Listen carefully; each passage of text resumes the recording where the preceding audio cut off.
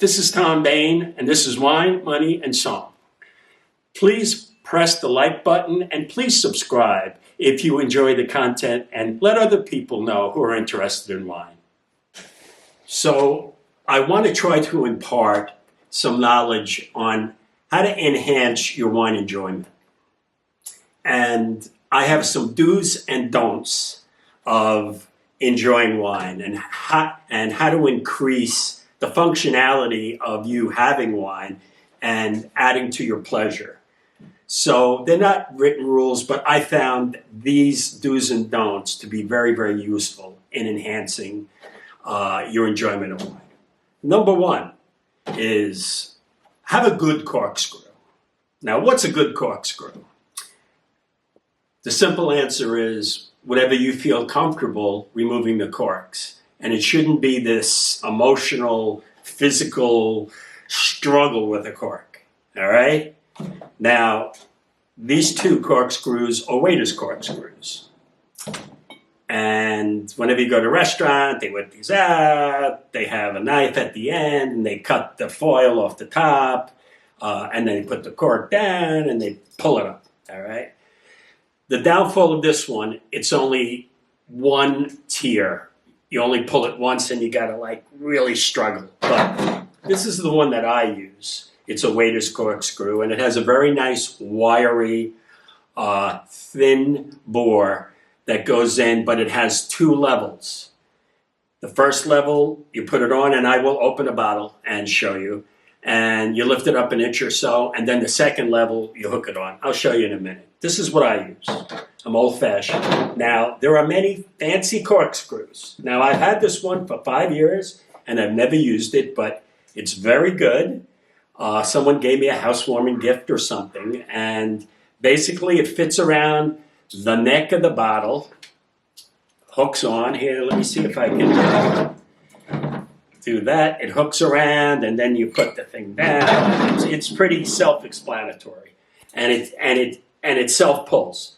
When you pull it down, the cork goes down, and then you pull it up, and it comes right out. All right, that's if you want to be fancy. And I don't want a big production of it. And I've been doing the waiter's corkscrew for 20-something years, and I'm used to it. So let's open a bottle and show you the ease that should be. First, you got to take, this one doesn't have a foil. It has cellophane wrap, which is a pain. Sometimes you got to get it started. Okay, got it off. Okay, simple as this now. It shouldn't take longer than 30 seconds to open a bottle. Notice I put right in the center, get it down, not all the way through, you leave a little left. This is the first lever, okay, about a half an inch. You go to the second, you see that? Second, voila, opened. And this is agave from Villa Sabrina. And you should go out and buy this wine, by the way. Between $12 and $15. I've been drinking a lot of it this summer. All right, how easy was that?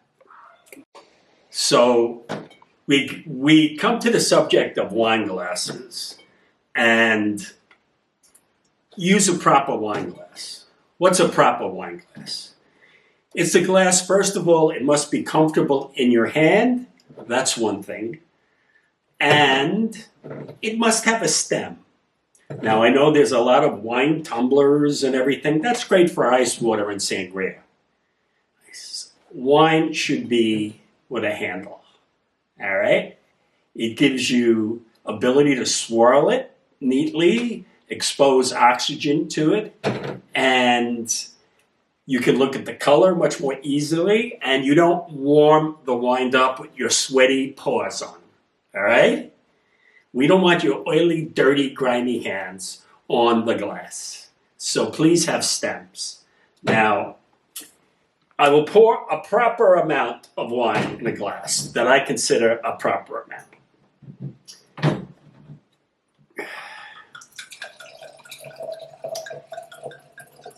Okay. I would say that's about 3 ounces. All right. And it's a crisp, light-bodied white wine.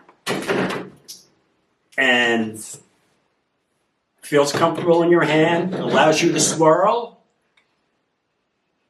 sniff. Very white, floral quality to this wine. And a little bit of essence of pear. And it feels comfortable. Now, with bigger bodied red wines, you're going to want a larger opening so that the wines have more surface for the oxygen, but it's got to feel comfortable in your hand.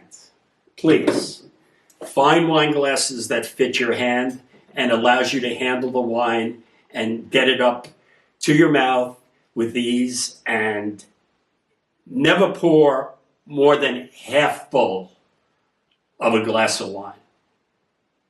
Because first of all, it gets clumsy in your hand, the weight. And you can always refill it. And you get a fresh glass that way. So just remember that. 3 to 4, okay? The proper way to chill wine. Now remember, we don't chill red wine. We cool it down.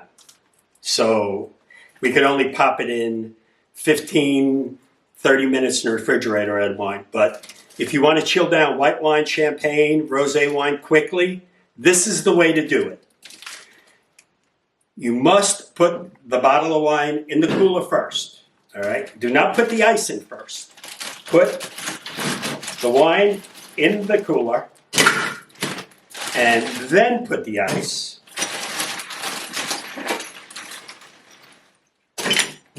Okay. And the most important thing to chill quickly is now put water in. And water and ice, what does that equal? Ice water. All right? And you cover the wine, okay? And within 15, 20 minutes, your wine will be chilled to the temperature that you desire. Now, taste it. If it's not cold enough, you pop it back in. If it's too cold, take it out. But this is the way to do it. Do not put the ice in first. Put the bottle in first so that it has its spot and you don't have to mash it in.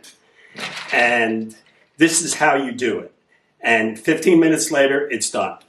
One point that I would like to share with you, over the last 5 years or so, I started to taking red wines, and when I open them, I pour them into a pitcher. And if I plan to use the whole bottles, which I do most nights, I pour the whole bottle out and I put it aside and I let it sit for maybe 15 minutes.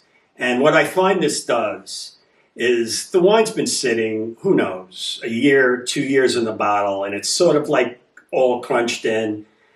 You pour it out in the pitcher, and it lets it stretch its legs out, its arms out, relaxes, and I think it gives you a little more of the complexities of the wine.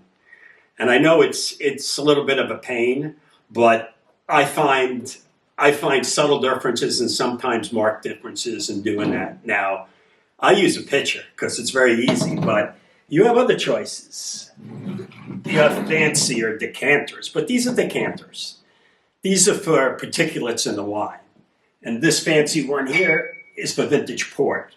That you pour it and all the sediment goes to the bottom. Very fancy, but I'd rather stick with this. It's simple, does the job, and it enhances my enjoyment of the wine, and that's what this is about. So, you got it chilled correctly. You have it, you have it breathing, the red wine breathing, and just stretching its arms out, and going to give you more pleasure. So the one thing I want to impart to you, and especially young wine drinkers, novice wine drinkers, tend to gulp wine. The idea is take small sips. And I mean small sips, maybe a tablespoon or 2 in your mouth at a time. Now why? Why would you do that? If you put a whole mouthful of wine in your mouth, not all the wine are going to touch your taste buds and all your sensory perception. You're only going to taste a percentage of the wine. And you swallow, half the wine does not taste your taste buds. Hit all of the corners of your mouth and mixes with the saliva. You sort of like, it's sort of like a deluge and goes down and you don't get all the flavors. So just take a tablespoon or two of the wine in your mouth and take your time. Take your time. Meditate over the wine. Leave it in your mouth. Let it mix with your saliva. Let it travel all around the different parts of your palate, your tongue, underneath your tongue, and then swallow and think about what's going on. Now, remember this. And as I said, please don't gulp. But when you taste wine, tasting wine is a physical act, but also a mental exercise. Now, how do I say that? Well, the physical act is actually putting the wine in your mouth, and you notice how small of a taste I took. A really nice wine, this Gavi. It's still going on. I swallowed 20 seconds ago, but I still, there's remnants of the wine in my mouth and the alcohol, the esters. Now, what's happening now? How can I say it's mental as well as physical? Right now, the esters, the flavor esters and the alcohol is shooting up my nasal passage, going up my nose, and there's a thing called olfactory bulb right here. And what the olfactory bulb do is disseminating these smells and these volatile aromas. And it's sending it right to my brain. Right to my brain. And what's my brain saying? Oh, I've had other wines that tasted this way. Oh, this one compares with that one. Oh, wow, that's very pleasurable. Oh, that's not pleasurable. There's a mental aspect of tasting wine as well as physical. And you should treat it that way. Slow but sure. And enjoy every single drop of the wine.